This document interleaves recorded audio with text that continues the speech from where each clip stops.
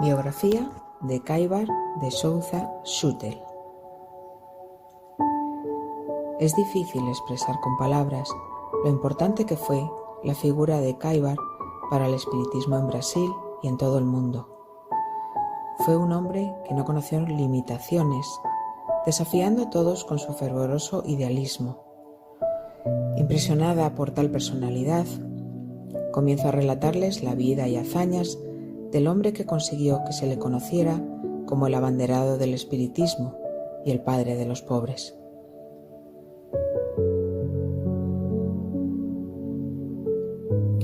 Caibar de Souza Schuttel nació en São Sebastião de Río de Janeiro el 22 de septiembre de 1868, hijo de Antero de Souza Schuttel y de Rita Tavares Schuttel, siendo de origen suizo-francés por parte de su abuelo. Tenía ideales católicos, por lo que a la edad de 7 años decidió voluntariamente ser bautizado por la Iglesia Católica.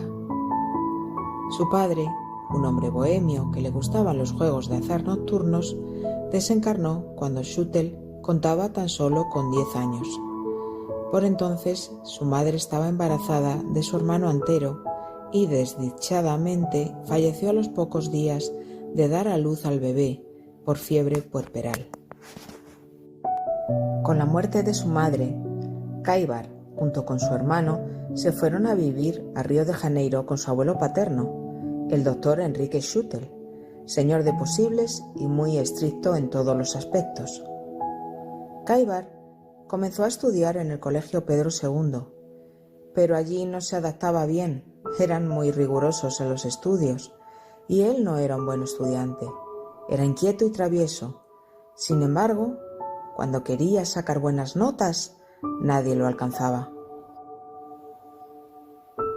En 1880, con 12 años, abandona la escuela y se coloca como aprendiz en una farmacia, profesión que adoptaría para toda su vida. Allí se especializó en farmacéutico práctico, conociendo el manejo de jarabes, pociones y esencias y la nomenclatura de los medicamentos. En su adolescencia tuvo una vida parecida a la que vivió en casa con su padre, bohemio, trasnochador y libertino. Salía de la farmacia y se iba a la playa, con un club de carnaval, y a veces iba a trabajar sin descansar. Este ritmo de vida comenzó a debilitar su salud física y a raíz de una tos que no desaparecía fue al médico. Este claramente le dijo: «Señor Schuttel, o se va de Río de Janeiro inmediatamente o disponga su tumba, porque se encuentra a un paso de la tuberculosis. Salga ya de Río». Asustado por lo que el médico le había dicho, decidió marcharse de Río. Fue a la estación de ferrocarril y, comprobando los trayectos férreos, eligió el sitio que estaba al final de la línea: Araraquara. Llegó a Araraquara en 1891 a la edad de 23 años. Preguntó por la mejor farmacia de la ciudad y le hablaron de la farmacia Moria. Allí es donde se dirige para pedir trabajo, y en cuanto ven la valía que tiene el joven, comienza a trabajar.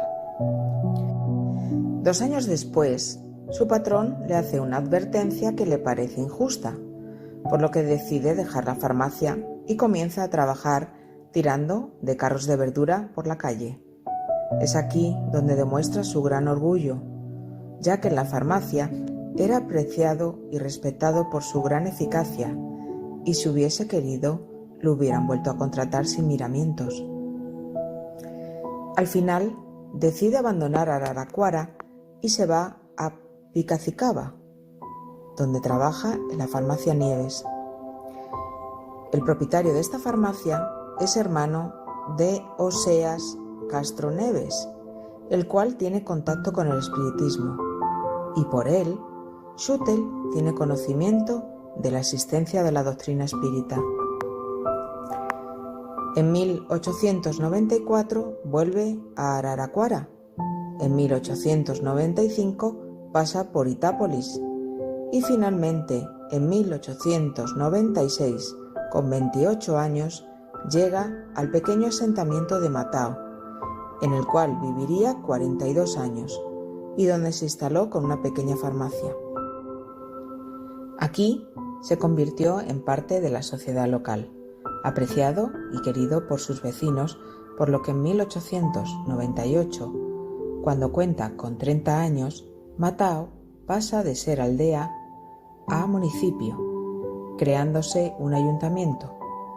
Caibar pasa a ser concejal y posteriormente su primer alcalde en intervalos periódicos hasta el año 1900.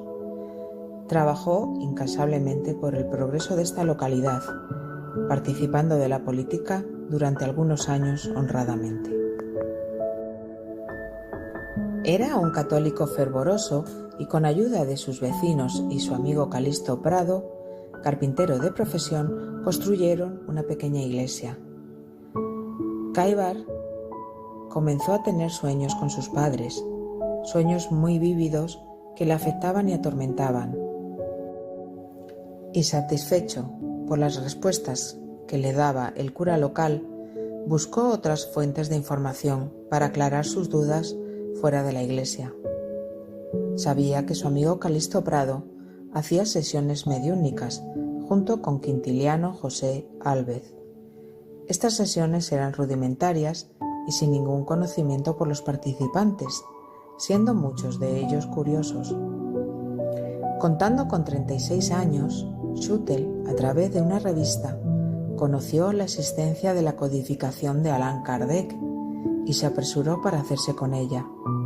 En tan solo un mes ya se había leído los libros que recibió. Entendió que todo lo que decían él ya lo sabía. Lo único que hicieron los libros fue despertar su conciencia. Estudió y abrazó el espiritismo y se volvió uno de sus más grandes divulgadores. Y aún hoy se le conoce entre los espíritas brasileños como el bandeirante del espiritismo, por su dedicación y esfuerzo para la divulgación de esta doctrina. El 15 de julio de 1905, con 37 años, funda el Grupo Espírita Amantes de la Pobreza, siendo el primer centro espiritual en toda el área de Sao Paulo, y al mes siguiente lanza a la luz la publicidad O Clarín, un periódico de formato pequeño, pero que luego amplió, llegando a tener en el siglo XX una tirada de 10.000 ejemplares. El trabajo se volvió incansable por su divulgación en la casa espírita, el periódico y la caridad, ya que cualquiera que entrara en su farmacia pidiendo medicamentos, comida o ropa, él le ayudaba. En agosto de ese mismo año se casa con María Elvira de Silva Schüttel. Ella era una ciudadana de Itápolis y fue cortejada por un comerciante que la engañó y abandonó. En aquella época esto era una vergüenza y la sociedad la rechazó al igual que su familia. María Elvira se fue a Araraquara, donde conoció a Schüttel, y éste se enamoró de ella, aceptándola con todos los problemas que traía.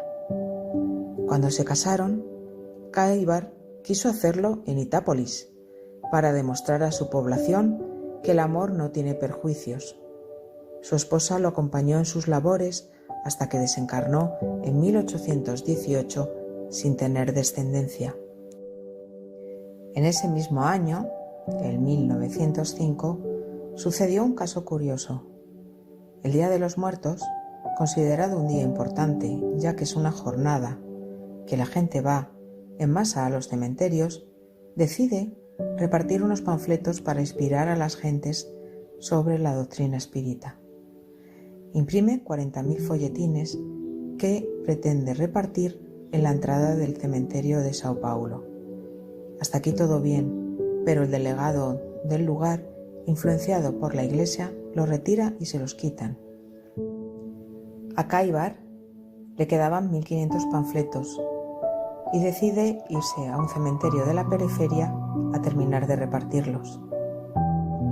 Pero la prensa se entera del impedimento por parte del delegado de repartir los folletos en el cementerio de Sao Paulo y se hace eco de la noticia, consiguiendo el espiritismo más publicidad de la deseada. Entregó su tiempo, sus fuerzas y todas sus posibilidades, incluso las económicas, comprando un edificio para poder desempeñar las tareas de estudio y reuniones mediúmnicas. Otro momento curioso en la vida de Kaivar es cuando un sacerdote de la zona, junto con algunos detractores de la doctrina, quisieron impedir una reunión que Schutel organizó para explicar de qué trataba el espiritismo y cuál era la razón por la que querían cerrar el centro espírita. El sacerdote y sus acompañantes, con palos, machetes y toda clase de armas, quisieron interrumpir el acto. Fue tal el escándalo que, pasando por delante de la casa del abogado Abel Forté, hijo de un líder político que tenía mucha influencia y poder y cuya esposa acababa de dar a luz en un parto difícil y necesitaba reposo y tranquilidad, salió enfadado a la calle y dijo: «Yo no soy espírita, pero Kaivar Schutel está protegido por las leyes del país, por lo tanto tiene derecho a hablar en público». No quedó ahí la cosa. Dicho abogado amenazó al sacerdote diciéndole: «Si mi esposa, que está muy enferma, empeorase por el comportamiento de usted, le puedo asegurar que soy capaz de matarle». Después de esto, tanto el sacerdote como sus acompañantes decidieron retirarse amedrentados. Schutel, que estaba preparado para la llegada de la turba, no supo qué pasó hasta el día siguiente. Curiosamente, en una reunión mediúnica de ese día, uno de los mentores entregó la siguiente comunicación: «Schutel, ¿qué cristiano te crees que eres? Pues confiaste en una carabina y 2 revólveres y te olvidaste de confiar en nosotros, que aquí, en el otro lado, te estábamos proporcionando toda la cobertura y protección para ti. ¿Dónde está tu fe? ¿Cuándo vas a comenzar a confiar en tus guardianes?». Kaivar no había dicho a nadie que detrás de la mesa estaban las armas que había escondido por temor a la revuelta. Después de este comunicado, lloró desconsolado, pidiendo perdón por su falta de fe. Al poco tiempo, este mismo sacerdote fue transferido a otra parroquia, pero antes quiso disculparse con Schutel, entregándole una Biblia y dándole un abrazo que Kaivar aceptó gustosamente. En 1912, a sus 44 años, Schutel, que disponía de su inteligencia para auxiliar al prójimo y ofrecía su corazón, socorriendo a los pobres y a los enfermos con gran dedicación, fundó un pequeño hospital para atender a los necesitados. Lamentablemente, como no tenía subvención del gobierno, tuvo que cerrarlo. Con 46 años comenzó a visitar a los presos de la cárcel pública de Matao, donde le llamaban cada vez que un preso presentaba un brote psicótico. En 1917 amplió su actividad con los detenidos de la cárcel de Araraquara, donde impartió hasta conferencias. En una ocasión, que debía de atender una cita urgente en la capital y tenía que coger el tren, se encontró con 2 policías que escoltaban a un ciudadano. Él, tan solo con verlo, se dio cuenta que tenía una obsesión y que no era un delincuente. Schutel le preguntó a los agentes que a dónde lo llevaban y contestaron que a un hospicio por su demencia. Él se ofreció a hacerse cargo de este hombre y se lo llevó a casa, dejando de lado sus obligaciones en la capital. Al cabo de unos días de tratamiento, el chico se recuperó de una feroz obsesión que él sabía cómo tratar. Aparte de la divulgación de la doctrina a través de folletines, el periódico y charlas, entre los años 1936 y 1937 fue pionero en un programa espírita a través de la radio Cultura de Araraquara, con un ciclo de 15 conferencias que posteriormente publicó. El 15 de febrero de 1925, a la edad de 57 años y llevando viudo ya 7, fundó con el apoyo moral y material de su amigo Luis Carlos de Oliveira Borges la Revista Internacional de Espiritismo, dedicada a los estudios anímicos y espiritistas. Esta revista contó con la colaboración de eminentes representantes internacionales. Entre los años 1911 y 1937 escribió una cantidad importante de libros, entre ellos títulos como Espiritismo y Protestantismo, Histeria y fenómenos psíquicos, El diablo y la Iglesia, Médiums y mediunidad, Génesis del alma, Materialismo y espiritismo, Hechos espíritas y las fuerzas X, Parábolas y enseñanzas de Jesús, El espíritu del cristianismo, La vida en el otro mundo, Vida y hecho de los apóstoles y por último las conferencias radiofónicas. Pero desde el plano espiritual colaboró con Abel Grasser, que coordinó y organizó los siguientes libros: Guerra en Allen, Reforma íntima, Cuentos, retratos de vidas pasadas, Hablando de mediunidad, Fundamentos de una reforma íntima, Conversaciones sobre mediunidad, Inquisición en época de las tinieblas, Eustaquio, 15 siglos de una trayectoria por su espíritu, y por último, Alborada Nueva o Nuevo Amanecer. En este libro cuenta cómo es su vida en la ciudad espiritual de Alborada Nueva, incluyendo varios dibujos que hicieron los médiums bajo sus órdenes, con planos detallados de la infraestructura de la ciudad. Sabiendo que estaba pronta su partida, daba testimonio de su fe inquebrantable, la certeza de la misión cumplida y que su trabajo continuaría. 3 días antes de su partida, le confesó a Antonina, su compañera: Antonina, disculpa, hija mía, pero no puedes imaginar lo que está pasando en mi alma. Estaba aquí, reacio conmigo mismo si decirte y abrirme contigo, o guardar solo para mí. Pero a ustedes, que han sido amigos durante tantos años, no les puedo dejar de contar. Antonina, yo vi a Jesús. No se lo diga a nadie, pero yo vi a Jesús, y Él me consoló. No quiero que nadie lo sepa, porque soy consciente que no hice nada para merecer tanta gracia, pero el caso es que me apareció. Después de una corta enfermedad, desencarnó en Matao, Brasil, a la edad de 70 años, el 30 de enero de 1938 a las 4:15 de la tarde. 20 minutos después de su fallecimiento, el señor Urbano de Asís Xavier, discípulo de Schüttel, sintió su presencia. Urbano, consuela al pueblo, estoy muy satisfecho, dijo. Al día siguiente por la mañana, cuando su cuerpo estaba a punto de ser movido, Schüttel se comunicó de nuevo a través del señor Urbano, dando el siguiente mensaje. No quería comunicarme para no agotar más a Urbano, pero yo que prediqué tanto el más allá, aquí estoy, a punto de dar testimonio de la inmortalidad, y consoló a todos hablando con gran emoción y firmeza. Fueron muchísimos los que recibieron la ayuda de Schüttel en el aspecto material. Fueron cientos los que, auxiliados por él, recibieron asistencia como comida, medicamentos y ropas. Dio socorro a los obsesados espiritualmente, orientación a los confundidos y en general viviendo cada día los principios espíritas. Fueron muchos los que le llamaron el apóstol de los pobres. Para él la divulgación es una misión.